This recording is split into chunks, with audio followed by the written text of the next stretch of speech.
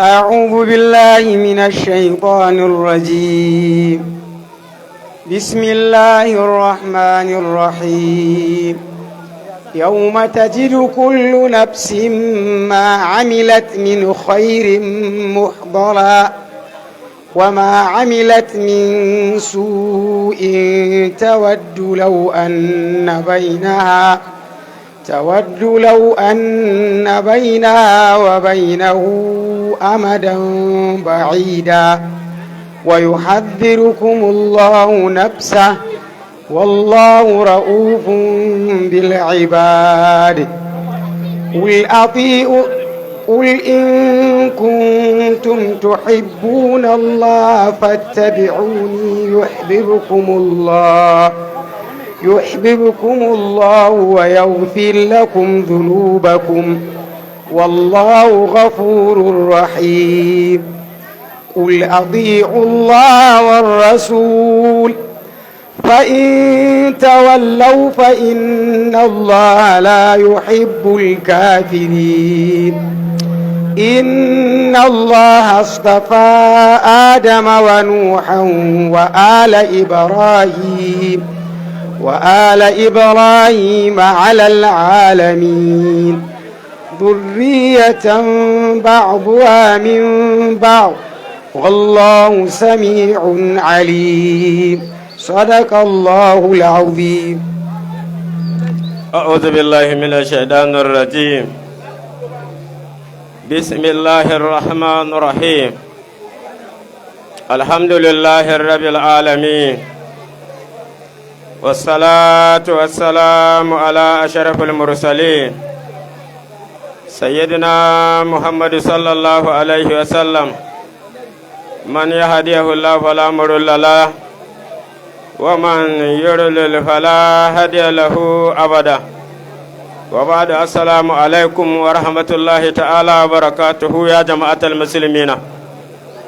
ina ƙara godiya ga Allah maɗaukakin sarki mai komai mai kowa wanda ya raya mu zuwa wannan rana kamar yadda Malam Adam ya gabatar da addu'o'i na fatan alkhairi.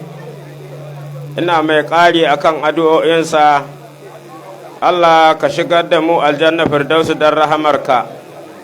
Allah kai mana baiwa da kariya daga azabar wuta. Mu da iyayenmu da 'ya'yanmu da matanmu da shauran musulmi Allah ya dar mana da haka. Alhamdulillah muna ƙara godiya ga Allah da kai mana ni'imar da bamu san adadinta ba. 'Yan uwa da yake lokacin a takaice ne saboda ga malamai bila haddin muna tare da su, kuma ni da yake Allah ya kaddara na sami isowa garin da wuri. Iya abin da na dosana na karantarwa a gurin mutanen garin, to ni ko iya shi alhamdulillah na ci ribar zuwa wannan wa'azi da fatan Allah ya samu dace.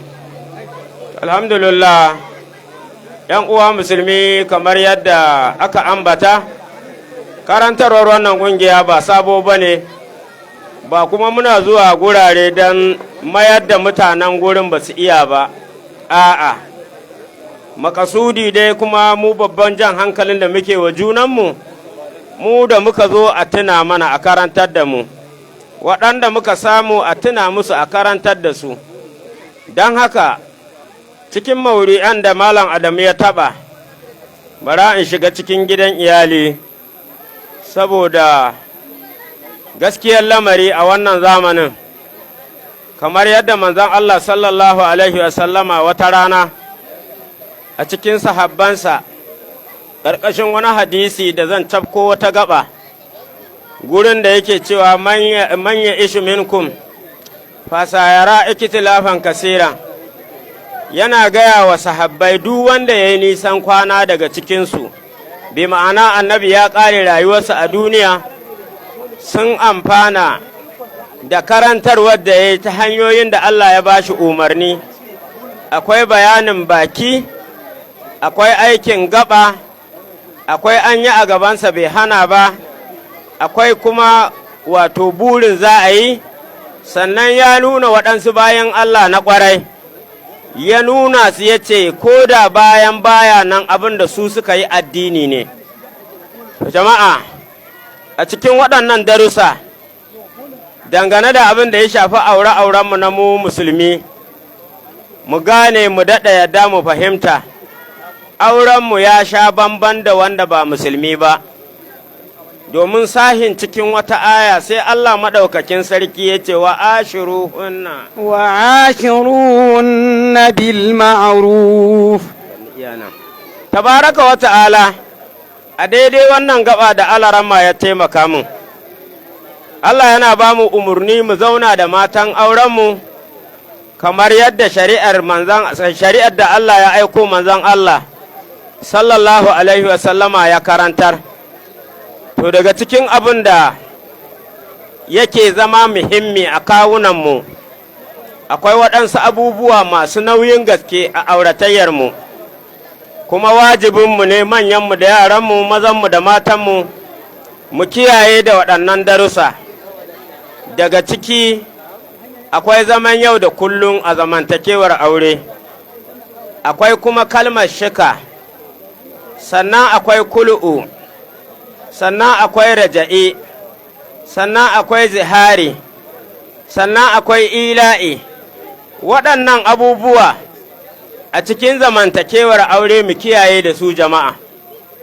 Da yake lokacin a taƙaice ne, za ka samu a gari ko a unguwa idan aka nuna wane ko aka nuna wance, aka ce waccan an haife ta ba tare da aure ba, mu a yaren Hausa abin da muke kiranta wato ‘yar zina.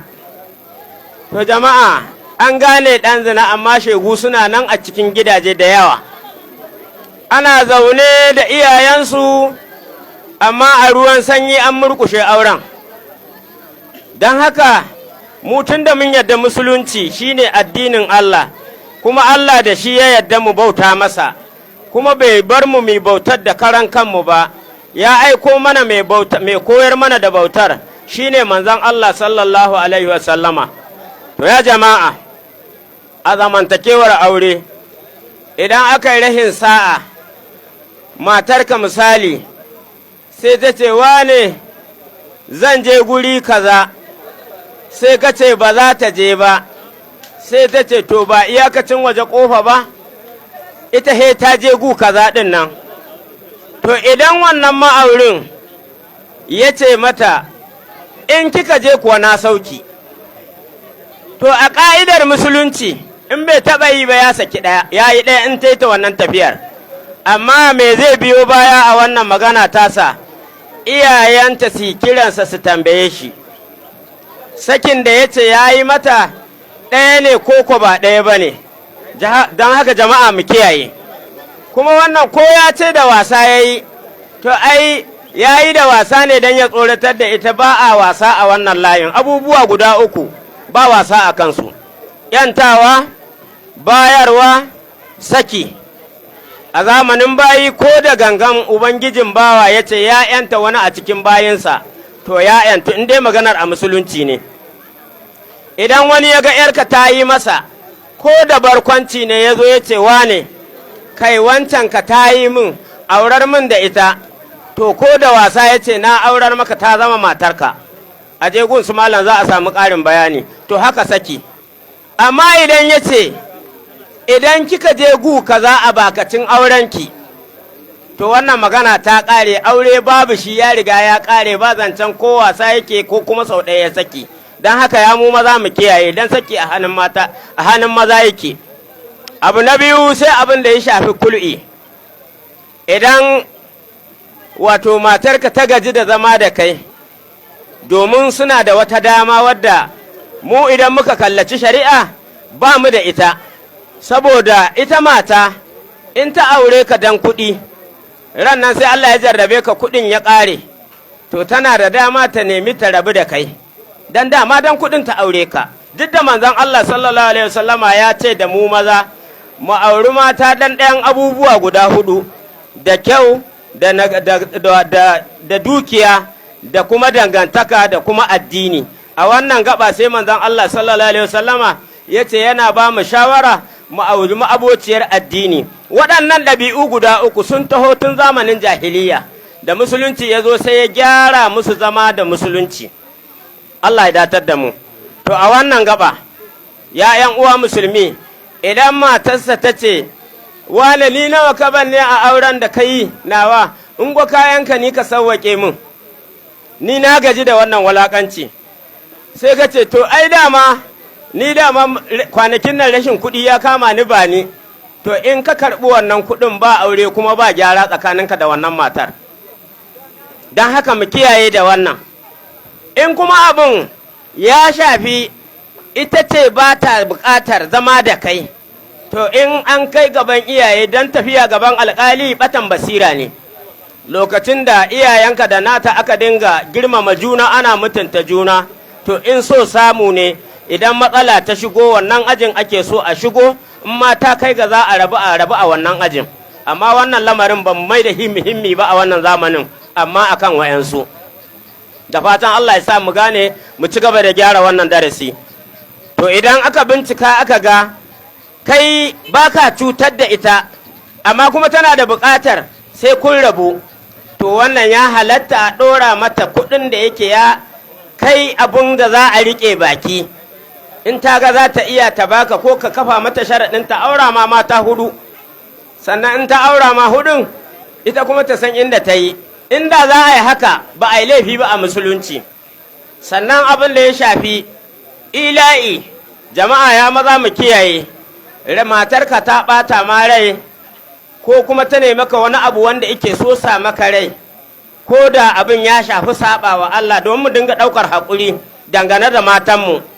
Kar mu dinga cika muna batsewa muna ƙauracewa shari'ar Allah akan abin da suke mana na rauni, na ajizanci na ɗan adam, na kuma Allah ya ba su matsayin da bai kai namu ba. Mu dinga keta shari'ar Allah ba daidai ba ne a kanmu. In sun yi mi ƙoƙarin shawo kansu, to idan ka ƙaurace wa matarka da ma'amalar aure nan na ɗan sa wani abu na alkunya, to karka yarda abin nan ya haya wata hudu, ya kai ɗan uwana. In ko ya haura wata hudu, to ɗayan biyu, ko dai saki ko ka koma. Ya mu maza mu kiyaye da wannan. Sannan abin da ya shafi zihari, daɗin zama ya kama ka da matarka, sai ka duba wani ɓangare a jikinta ko fuskarta ko abin da i kama da haka, sai ka misalta wannan mata taka guri kaza ɗinki, sai ka samo wata a cikin maharramanka ko gyatumarka ko ‘yarka, ka ce abu kaza ya kama da kaza, to ya kaiwa ne.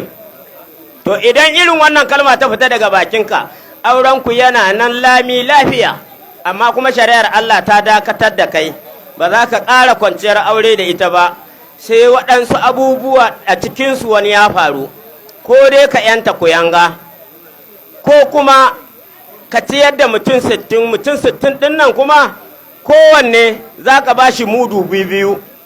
Sauran darussan guda biyun kuma ga su malancan ku je ku tambaye su, don haka mu iya bakinmu game da abin da ya shafi matanmu na aure. Sannan abu na gaba, idan aka ce kana da mata hudu, tsautsayi ya haɗa ka da ɗaya kai mata saki raja'i. Abin da ake cewa raja'i shine sakin da bai haramta ba tsakaninku kai da ita.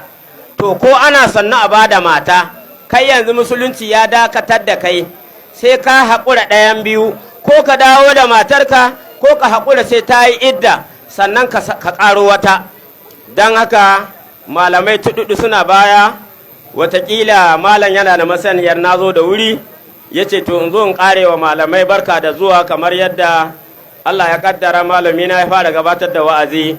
Bayanan da nake so na koro a gaban nan gaba Allah bai sa sun zo ƙarshe ba, 'yan kalaman da na yi daidai Allah ya ba mu lada mu kiyaye, waɗanda kuma suka zo sakamakon ajizanci na ɗan adam da ƙarancin ilimi na kuskure, ku da kuka saurara ni da ne bayanin Allah ya yafe mana, Allah ya wannan gari albarka, Allah ya taimake mu, Allah ya sa mu dace. Assalamu alaikum.